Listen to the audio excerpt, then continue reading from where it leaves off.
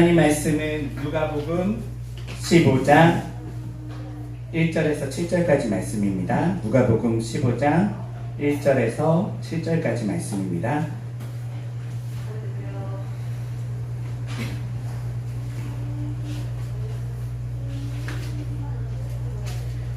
누가복음 15장 1절에서 7절까지 말씀 저와 함께 교독하며 읽도록 하겠습니다. 제가 먼저 읽겠습니다.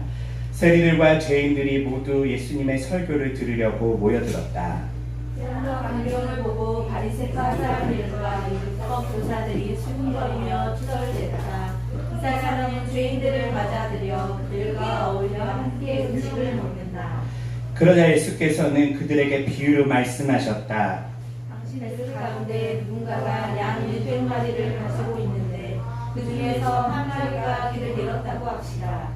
그러면 그는 99마리를 그대로 들여놓은 채 잃어버린 한 마리 양을 찾으러 나서지 않겠소? 그래서 양을 찾으면 그는 크게 기뻐하며 그 양을 어깨 메고 집으로 돌아와 친구들과 이웃들을 불러놓고 이렇게 말할 것이요. 우리가 다행히 기뻐하자. 잃어버린 내 양을 내가 곧 찾았다. 내가 진정으로 당신들에게 말하겠소. 이와 같이 하늘나라에서는 회개할 필요가 없는 의인 99명보다 회개하는 죄인 한 사람을 두고 더욱 기뻐한다오. 아멘. 오늘 말씀은 잃어버린 양이라는 말씀으로 하나님 말씀 함께 나누도록 하겠습니다. 네, 부활 주일 후에 첫 번째 맞이하는 주일입니다. 부활의 능력으로 살아가고 계십니까? 네, 아멘. 네. 매일 아침에 해가 어둠을 이기듯이 우리들의 삶에도 매일 어둠을 이기며 우리가 살아가기 원합니다. 그것이 바로 부활의 능력입니다. 오늘 우리가 함께 본 이 본문은 시작부터 좀 놀라워요. 네. 저는 이 본문을 준비하면서 딱 읽으면서 처음부터 놀라웠어요. 왜 놀라웠냐면 지난번에 우리가 함께 보았던 세리에 대한 이야기가 조금 이제 나오는데 그 세리 중에 우리가 전에 봤던 세리가 어떤 세리였죠? 이름이? 네, 마태라는 세리였어요. 그 세리에 대한 이야기를 하면서 세리가 어떤 사람이고 세리 주변에는 어떤 사람들이 같이 모여 있는지에 대해서 우리가 조금 나눴었는데요. 오늘 말씀해 보니까요. 처음부터 세리가 나와요. 그런데 그냥 세리가 나오는 게 아니라 1절에 보면 뭐라고 써있죠? 1절 보여주세요. 1절. 자, 같이 읽어볼게요. 시작. 세리들과 죄인들이 모두 예수님의 설교를 들으려고 모여들었다. 네. 단수인가요? 복수인가요? 복수예요. 세리들과 죄인들이래요. 와, 세리 한 명이 예수님의 제자가 된 사건도 성경에 기록될 만큼 놀라운 사건이었는데요. 이제는 세리들이 몰려다녀요. 몰려다니면서 예수님의 말씀을 들으려고 예수님을 쫓아왔어요. 뿐만 아니라 죄인들까지.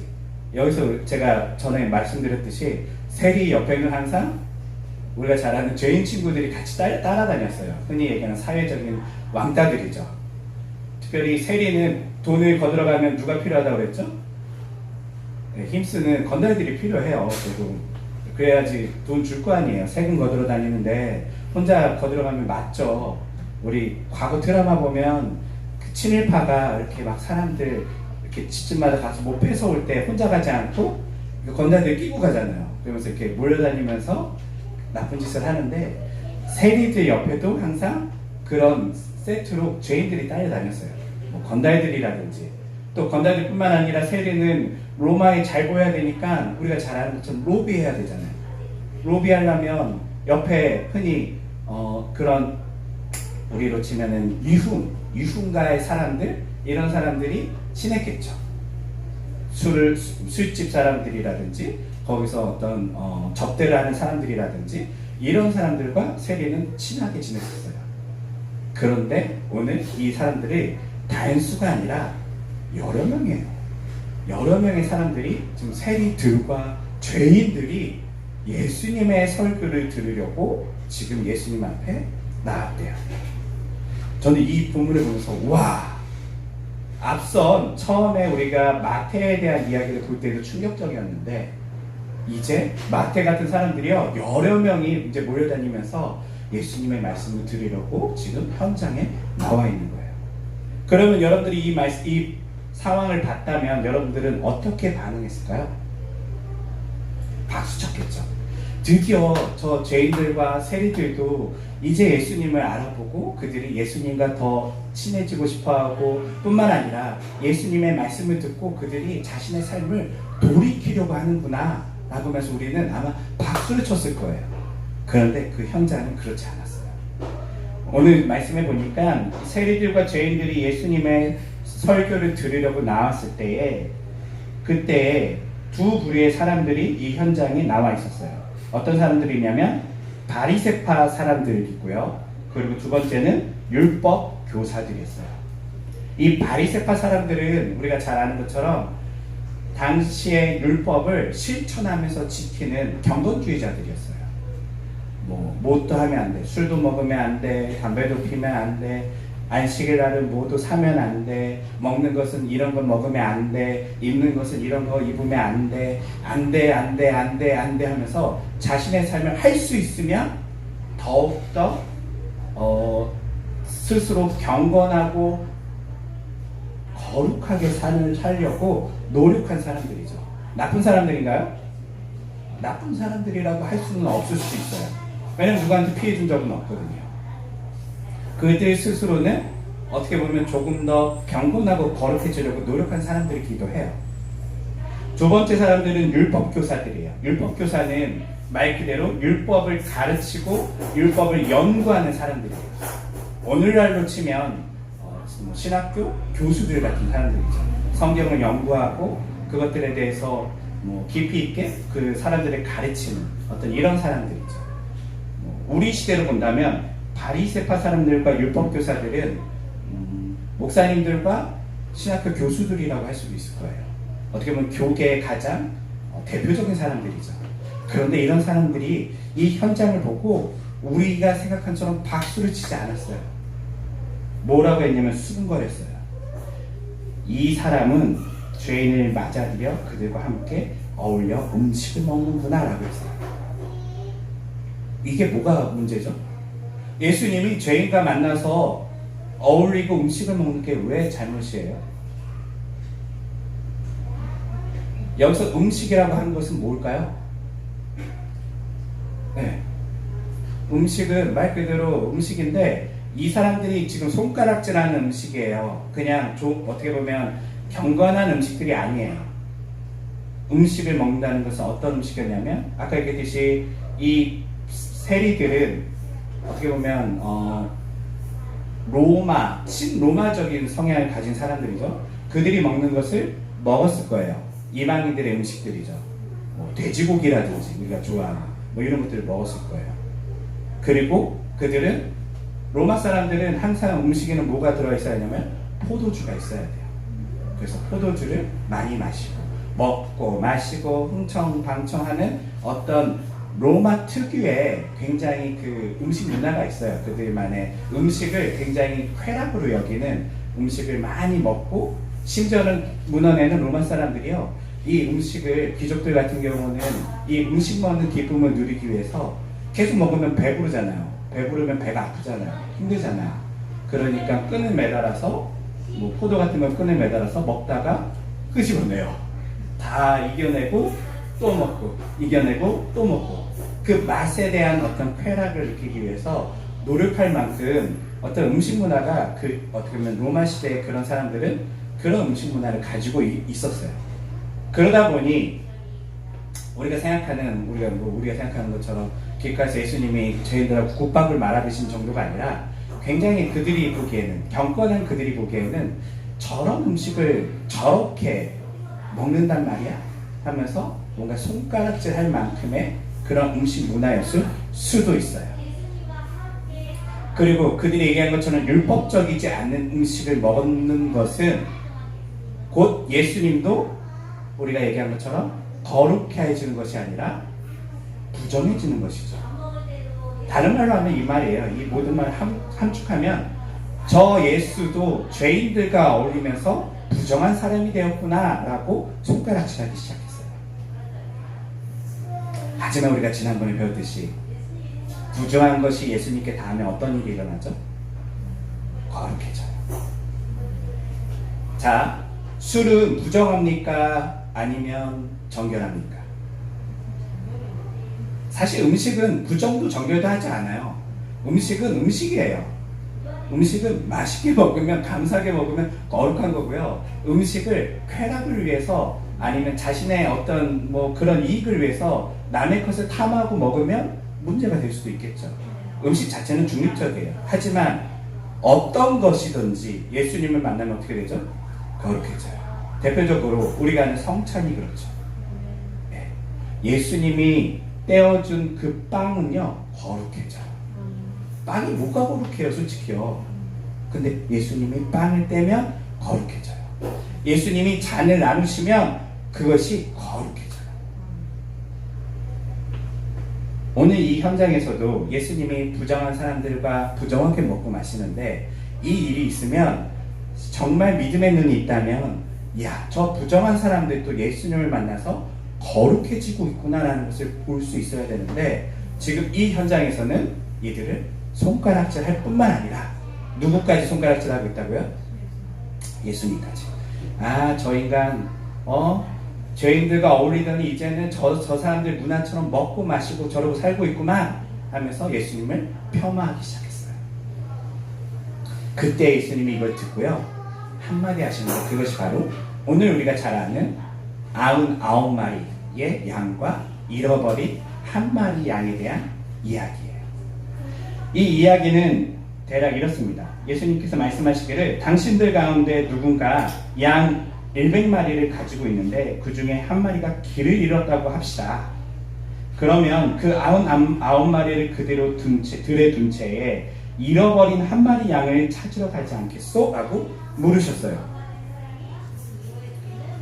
저도 이 본문 말씀까지 이렇게 읽다가 저는 딱 멈췄어요. 이상한데? 여러분 이상하지 않으세요?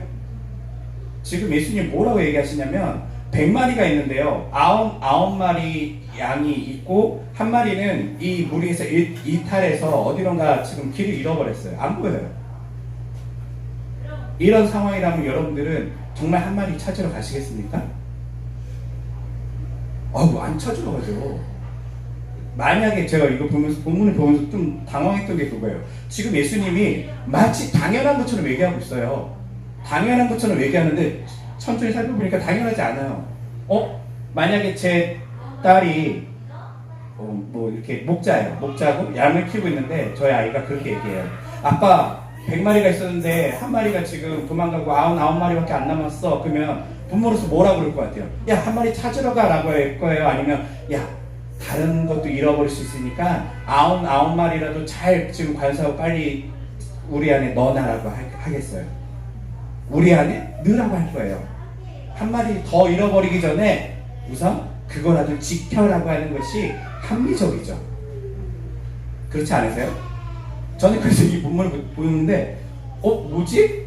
예수님은 당연하게 얘기하는 것처럼 동의하고 있어요. 뭐라고 얘기하냐면 당연히 그 한 마리 양을 찾으러 가지 않겠소? 라고 물어보고 있어요. 만약에 제가 그 현장에 있었으면 아니요? 왜요? 왜 한 마리 찾으러 가요? 99마리를 잘 지켜야죠. 그리고 이거 잘 지키면 한 마리 더 늘어날 수도 있고 더 늘어날 수도 있는데 지금 소 잃고 외양간을 고쳐야 되는데 소 잃고 외양간도 안 고치고 소를 찾으러 간 거예요. 이해되세요? 우리 속담에도 맞지 않는 거예요, 지금요. 그래서 저는 이제 당황하기 시작했어요. 이 부분을 어떻게 해석해야 되지? 우리가 알고 있는 그 부분이 맞는가? 왜 예수님은 너무 당연한 듯이 이렇게 이야기하고 계시지? 합리적이지 않아요. 그런데 보니까요, 예수님은요, 마치 이 이야기를 듣는 사람들이 자신의 마음과 같을 거라는 마음을 가지고 얘기하고 계세요. 이걸 한자어로 사자성어로 뭐라 얘기하죠? 네? 이신저심은 같은 마음이고 이 상황은 지금 달라요. 예수님은 이신저심인데 지금 이거 듣는 사람들은 이신저심이에요?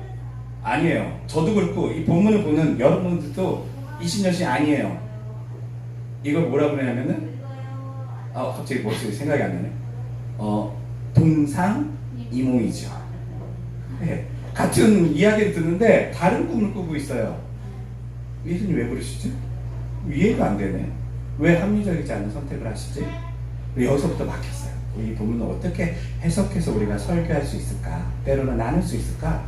예수님께서 하시고자 하는 이야기가 뭘까? 왜 이렇게 당연시 얘기하지? 정말 그 사람들 문화에서 그게 당연한가? 이런 여러 가지 궁금증들이 들었었어요. 그런데 이 말씀을 보니까요, 그 뒤에 말씀을 통해서 앞에 말씀을 조금 이해할 수는 있어요.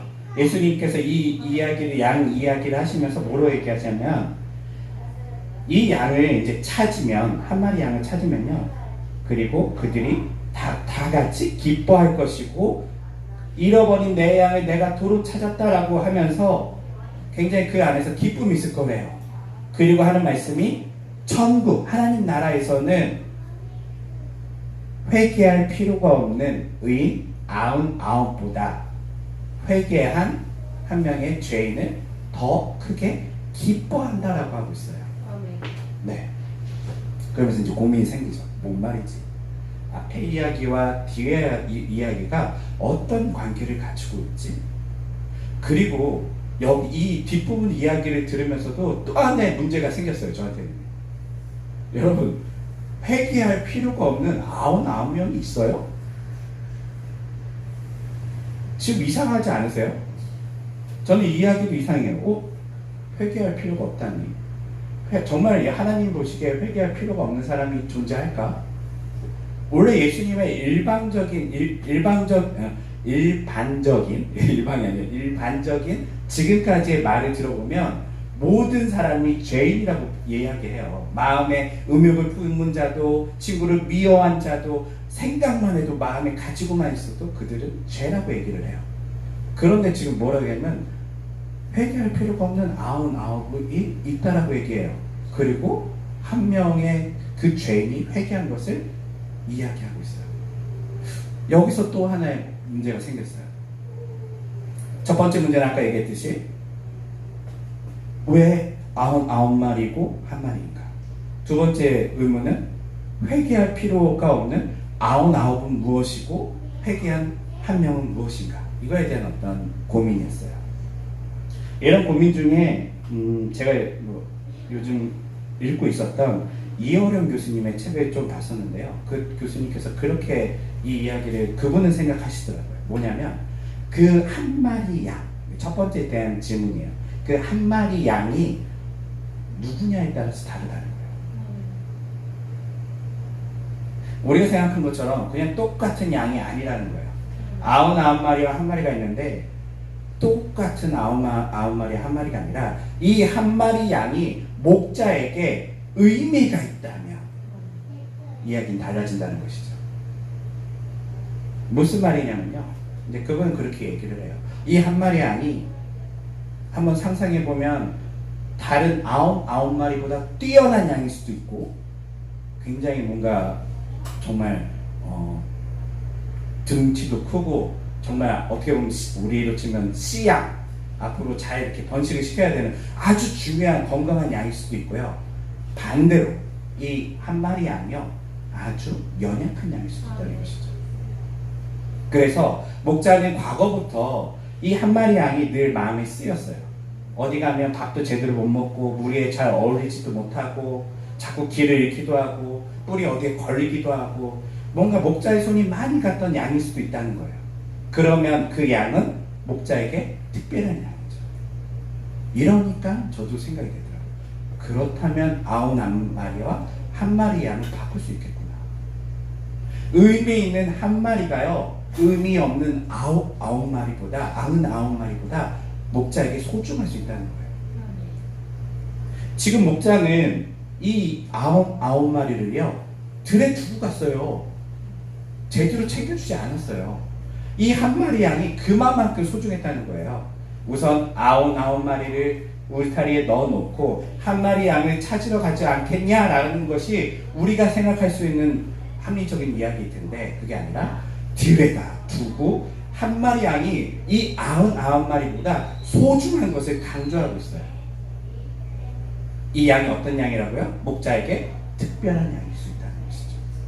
그런데 이 이렇게 이것을 우리가 생각한다면 두 번째 질문도 해결할 수 있어요. 자, 의인 아홉이 있습니다. 99. 발음 되게 어렵네요. 99이 있습니다. 의인 99명 있어요. 이 의인 99명 회개할 필요가 없대요. 근데 아까 얘기했듯이 회개할 필요가 없는 사람이 있나요? 없어요. 예수님께서 늘 얘기하시던 것은 회개하라, 천국이 가까웠다, 하나님 나라가 가까웠다, 모든 사람들이 이제 자신의 삶을 돌이켜서 하나님께 돌아와야 된다라고 늘 주장하셨어요. 그런데 회개할 필요가 없는 사람이 있다고요? 전 이걸 보면서 전라도에서 살았던 6년의 시간이 생각났어요. 여러분 무슨 말이냐면 전라도만의 특별한 어법이 있어요. 제가 많이 들었던 것 중에 제가 이제 시골에서 이렇게 제가 진도에 잠깐 1년 동안 살 때 제가 뭐 농사를 뭘 알겠어요. 뭐 식물을 키워본 적도 없는데요. 한 번도 제대로 키워본 적이 없는데요. 거기서 이렇게 텃밭을 일구고 있는데요. 텃밭을 일구고 있는데 저는 몰랐어요. 풀이 그렇게 빨리 자라는지요. 잡초가요. 와, 그 몇 평 안 돼요. 제가 읽었던 평수가 기껏해야 한 50평 되려나요? 몇 평 안 되는데 제 손이 다 망가질 정도로 힘든 거예요. 뽑으면 또 나고, 뽑으면 또 나고, 뽑으면 또 나고, 비만 오면 확 자라있고. 와, 이걸 보는데 저는 한답시고 했어요. 손도 다 망가지고. 그런데 이제 저희 그 시골에, 저희 고향에 저희 삼촌이 살고 있어요. 저희 외삼촌이 살고 있는데 외삼촌이 한번 딱 저희 집에 방문하더니 뭐라고 하냐면은 잘한다, 잘해. 이렇게 얘기하는 거예요. 그러면서 너는 잡초도 키우냐? 라고 얘기하는 거예요. 이게 뭐냐면 전라도식 어법이죠. 제가 잘한 건가요? 제가 잡초를 키우고 있는 건가요? 아니에요. 전라도식 어법이 뭐예요? 굉장히 뭔가 긍정하는 것 같지만 사실은 이걸 극단적인 긍정을 통해서 이게 한 대 때리는 거예요. 네. 지금 이 예수님의 언어도 비슷해요. 저는 보면서 이거 전라도식 어법인데, 네. 회개할 필요가 없는, 지금 누구 앞에서 얘기하냐면 바리새인과 율법교사들한테 회개할 필요가 없는 99보다 회개한 죄인 한 명이 나에게 소중해 라고 얘기하는 거예요. 그 얘기는 뭐냐면 그들이 그 이야기를 들으면 자기가 회개할 필요가 없다라고 생각할까요? 아니에요. 이거 듣는 바리새인과 율법교사도 알아요. 하나님 앞에 완전한 사람이 없다는 거 알아요. 예수님의 이야기니까 자신들에게 칭찬이 아니라는 거 알아요. 지금 우리로 치면 전라도식 어법으로 우리에게 한 방 먹이고 있구나. 충격을 주는 거예요. 그러면서 회개한 그 한 명, 그 죄인 한 명을 하나님 나라에서는 더 소중히 여긴대요. 앞선 이야기가 한 것처럼 지금 누구하고 누구를 지금 비교하는 거죠? 바리새인과 율법교사들과 이들이 회개할 필요가 없는 99이에요. 다른 말로 하면 회개 스스로 그렇게 거룩하고 경건하다고 자부하는 너네들과 그리고 지금 세리들과 죄인들, 나에게는 누가 더 중요하다고요? 하나님 나라에서는요? 세리들과 죄인들이 더 중요해. 나 너네 다 버리고 나 한 명 찾으러 갈 거야. 이 얘기하는 거예요. 하여튼 제가 생각했던 거는 그거였어요.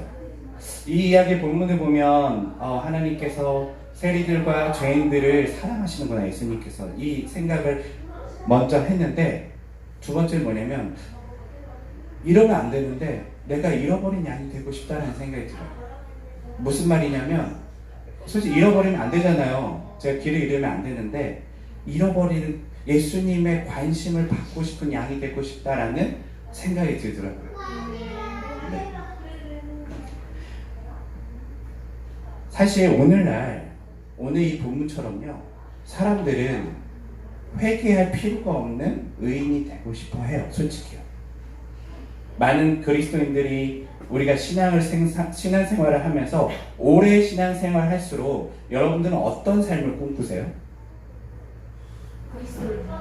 그렇죠. 그리스도를 닮아가는 것까지는 좋은데 내가 죄짓지도 않고 거룩해지고 정말 그런 어떤 온전한 삶을 꿈꿔요. 네. 그러면서 우리는 신앙의 연륜이 쌓일수록 죄를 짓거나 무슨 문제를 일으킬 때마다 자신에 대해서 내가 왜 그랬을까? 내가 의인처럼 살아야 되는데 이런 생각이 많이 하게 돼요. 그런데 저는 반대일 수 있다고 봐요. 신앙이 오래되고 그리스도인으로서 오랜 신앙 연륜을 가지면 가질수록요, 어쩌면 우리는 이 마음을 더 많이 느껴야 돼요. 내가 잃어버린 양이 되고 싶다. 좀 이게 애매하잖아요. 우리는 잃어버린 양이 되면 안 된다라고 늘 배우고, 예수님 말씀을 잘 듣는, 예수님 뒤를 잘 따라가는 99마리 양이 돼야 된다고 우리는 늘 배웠는데, 오늘 보니까요, 잃어버린 양이 더 좋은 것 같아요. 잃어버린 양은 어떤 특징이 있죠? 저는 그런 생각이 들어요. 잃어버린 양은요, 우선 부족할 수 있어요. 연약할 수 있어요. 물론 잘난 양이라고 생각할 수도 있지만, 잘난 양이었다면 잃어버리지도 않았을 거예요. 지금 길을 잃었다는 것은요, 방황하는 양이에요. 방황하고 늘 고민이 많고 생각이 많고, 때로는 울기도 하고 때로는 인생에서 좌절도 하는 그런 양이에요. 그런 양을 지금 예수님이 어떻게 하신다고요? 찾아가신대요. 그를 찾으러 나가신대요. 99마리의 회개할 필요가 없는 양들이 아니라. 그러면 저는 솔직히 이런 생각도 들어요. 주님께 관심을 받고 싶어서라도 좀 더 방황해야 되겠다. 물론 그러면 안 돼요. 그러면 안 되지만 그런 마음이 있을 정도로 예수님의 사랑과 관심을 받고 싶어요. 왜냐면 예수님이 뭐라고 했냐면, 찾으면 너무 좋으시대요. 네. 이 양은 저는 좀 그런 생각이 들어요. 한번 나갔는데 예수님이 찾아서 이 양을 다시 데리고 왔어요. 그랬더니 뭐 해주죠? 잔치를 막 열어요. 잔치를 열면서 이 양이, 와, 야, 내가 나갔다가 들어오니까 이렇게 잘해주는구나. 그 양은 또 나갔을까요? 안 나갔을까요? 저는 그 생각도 들어요. 이 양 또 나갔을 수도 있겠는데. 네? 관심받으라고 떠나요. 그쵸. 물론 연약했기 때문에 또 나가지 않더라도 방황을 밥 먹듯이 하는 양이에요. 뭔가 부족해요. 자꾸 못 따라와요. 눈이 나쁠 수도 있고 귀가 안 좋을 수도 있고 뭔가 자꾸 신체적인 문제가 있을 수도 있고 때로는 정신적인 문제가 있을 수도 있어요. 잘 못 따라오는 그 양이에요. 그런데 이 양의 마음은요, 이제 내가 길을 잃어도 괜찮은데, 전에는 길을 처음 잃었을 때 나 죽었구나. 근데 다음에 길을 잃으면 이 양이 어떻게 반응할까요? 누가 날 찾아올 거라고요? 예수님. 그쵸. 목자가 날 찾아오겠구나. 이게 이 양이 배우는 거예요. 이 잃어버린 그 양은요, 이제 걱정하지 않아요. 길을 잃고 어디에 나무에 걸려도 조금 있으면 목자가 날 찾으러 오겠지. 조금 있으면 목자가 나를 구하러 오겠지. 라는 마음을 가지고 있어요. 이것이 오늘 우리에게 본문에서 주는 또 다른 관점이에요. 저는 우리 그리스도인들이 이런 양이 되면 좋을 것 같아요. 사실 우리 방황하다 예수님 만났잖아요. 네. 그리고 여러분들은 또 방황하나요? 안 하나요? 여전히 방황해요. 또 길을 잃어요. 그런데요, 예수님이 또 찾아올 거예요. 여러분들이 방황할 때마다요, 예수님이요, 너 또 나갔니? 이제 너보다 난 얘를 지켜야지, 이게 아니라요, 또 나갔어도 예수님은요, 그 잃은 양을 향해 달려가시는 거예요. 그것이 우리들의 모습이에요. 교회는 이러한 잃은 양들이 모인 곳이에요. 우리는 자꾸 신앙생활을 하면 할수록 99마리 양이 되려고 해요. 잘해보려고. 맞아요. 잘해보는 게 나쁜 건 아닌데요. 인정합시다. 우리는 방황하는 양이잖아요. 우리는 제 갈 길로 가는 양이잖아요. 성경이 말한 것처럼 우리는 그렇게 살았지만 누가 찾아오셨죠? 예수님이에요. 그리스도께서 제 갈 길로 갔던 우리들을 찾아오셨어요. 그리스도께서 방황하는 우리들을 만나주셨어요. 이 말은 다음의 방황에도 그분은 여전히 우리를 찾아오실 거예요. 왜냐하면 우리가 어떤 양이기 때문에? 예수님의 특별한 양이기 때문이에요. 그렇기 때문에 우리 인생은 이제 방황하더라도 용기를 잃지 마셔야 돼요. 우리 인생은요, 이제 헤매더라도 길을 잃더라도요, 믿으셔야 돼요. 누가 찾아올 거라고요? 그때 예수님이 찾아오실 거예요. 그리고 여러분들이 찾으면 예수님 뭐 하신다고요? 잔치를 하실 거예요. 너무 기뻐하실 거예요. 우리 삶이 바로 이런 어떤 맥락 속에 놓여 있다는 것이죠. 사랑하는 성도 여러분, 저는 아까 얘기한 것처럼 뭐가 되고 싶다고요? 잃어버린 양이 되고 싶어요. 다른 말로 하면 제가 잃어버린 양이고 우리가 다 잃어버린 양들이에요. 여러분, 우리 또 방황할 거잖아요. 그때마다 누구 찾아보라고요? 예수님. 예수님 우리 찾아오실 겁니다. 그리고 여러분들이 예수님에게 특별하고 오히려 연약하기 때문에, 오히려 방황하기 때문에 예수님 눈에 늘 밟혔던 그 양이라는 걸 아시면서 한 번 나를 찾아주셨던 그 예수님은요, 여전히 나를 또 찾으러 오실 거예요. 이런 믿음을 가지시고 어려운 가운데서도 때로는 죄악에 쓰러진다 할지라도 예수님을 믿으시면서 예수님이 여러분들을 구해 주실 거라는 것을 믿으시면서 인생의 그 길을 걸어가시는 모두가 되시기를 주님의 이름으로 축원합니다. 기도하겠습니다.